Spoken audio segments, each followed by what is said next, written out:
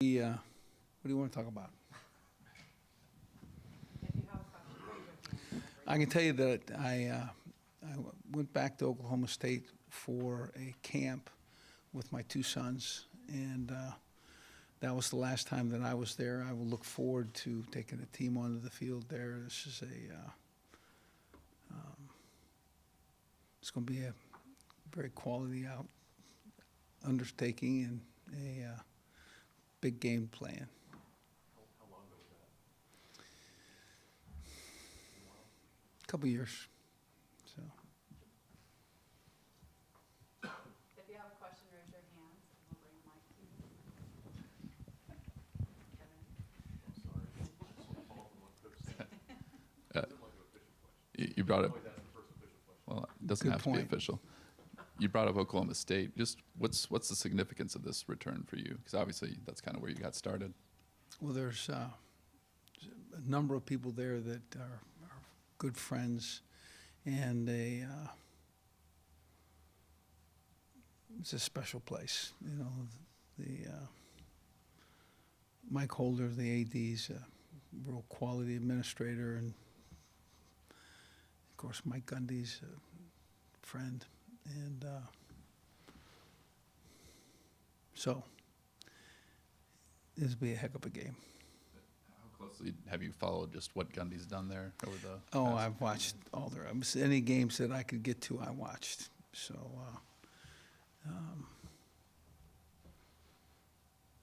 yeah. Mike's done a great job with the program, just taking it to heights that that you'd want your program at. So, Obviously, you guys just had the bye week. What were you really hoping to accomplish with that extra time? want to get some guys that little Nick that like to get, fresh health and vitality that we got accomplished. We scrimmaged and practiced a good bit and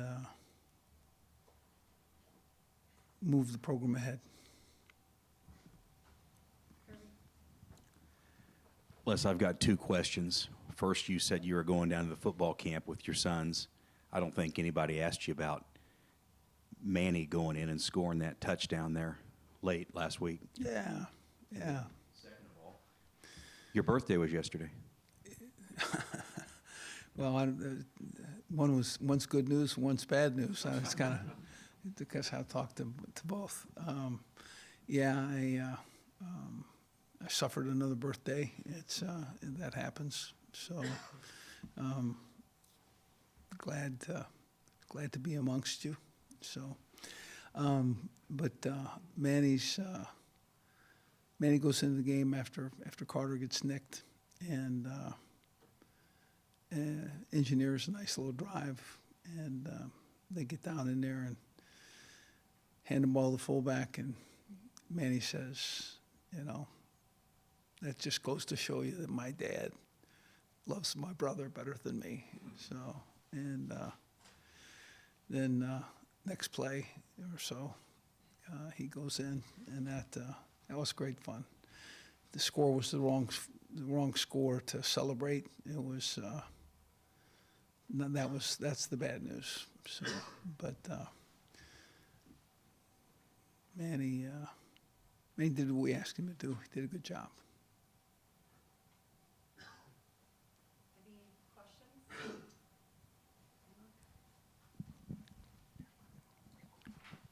Corian Harris left the Kansas State game. Just wondered if you had an update on his health. Much improved. I think he's day to day. Jesse? Hey, Les, I just wondered, you've gotten a chance to know Carter now. I guess what would you say about him to somebody who hasn't met him? Just what kind of person is he? Tough, competitive, leader, talented enough to do the things that need being done. So, looking forward to seeing him play in this one. I also just wondered, he had a chance to grad transfer anywhere, and probably when he had to make the decision, wasn't the leader. I guess. Did you have conversations with him to talk to him at that point to say? Well, he read it wisely, and I said when I came into the program, you know, he would be the heir apparent. So why would you abdicate and go someplace else? Because that was the case. You know, he had played most, and his film was pretty good, and so he decided to stay and work out, and was behind at you know at a point, and was very confident to really to take back the job that he had finished second and first second. So it was it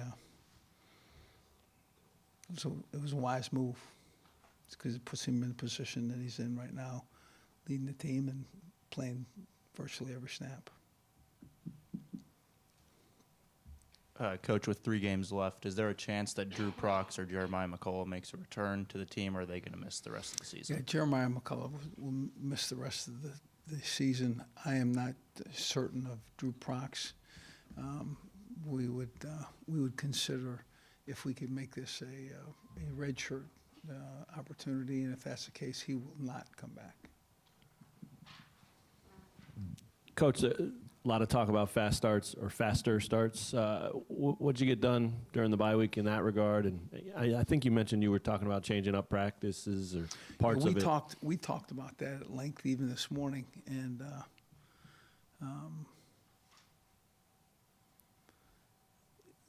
we have a practice that starts in a predictable form and finishes in the same way, and I don't know, by putting one in front of the other that makes a difference. So, but we're changing up a little. Are you seeing positive results, or does it have to show on Yeah, game day yeah, for you to know? It has to be their game day. So, but the best offense that we have is when, all cylinders are operating. Puka's carrying the ball. We have 4 or 5 receivers that can go onto the field and make big plays, and we have Carter who can make the pass. So that's the best way that this that this offense operates. Coach, coming up against a running back like Chuba Hubbard, what do you need to see out of this front 7? Well, our front seven's got to make tackles. I mean, he's the talented back, and one of the best backs in the league, certainly. So, yeah, the defense is going to be a great test.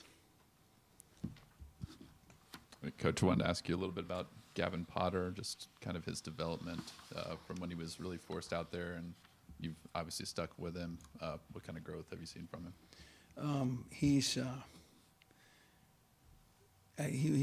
going to be that kind of linebacker. He's a guy that's long, wiry, fast, 2-time state champion in the state of Oklahoma, a physically strong guy. So, and he's bright as a whip, and he's a guy that learns well. I think he'll play linebacker here for a number of years. What are kind of like the weaknesses that he has to get over while he's playing right now as a true freshman? Well, the weaknesses that most guys have are there needs to be an aggressive point. You have to know when to shoot the gun, to make the play, press to make the play. That's not a weakness of his in any way. He is an aggressive person by nature, and he'll pull the trigger routinely. Coach, if you go back to the days that you were at Oklahoma State to now, what's been the thing you've learned most? That the earth is round, generally speaking. So there's some areas where it's flat, but mostly round. What I learned is that in it's something that everyone knows. Quality people, people that care about the team, people that work hard day to day, that those are the guys that you want to turn to and count on. And that's the thing that I learned most. Was that an OSU teaching about the earth round thing, or? No, no, it wasn't at all. Yeah,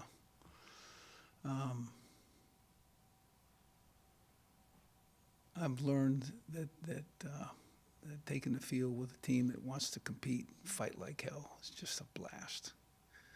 And I kind of knew that. Hey, good first time really in a few weeks. You guys had those few games in a row where you really built up some momentum. This is kind of the first time in a while that you've kind of had to bounce back. What maybe is the key to kind of getting it back on track and kind of heading in the direction that you want this thing to go? Well, you have to address it, and you have to make sure that the position group is squared away, and you take stock in each step that you're taking, and I think his football team's ready to play games and wants to get back out to form. So. Any other questions?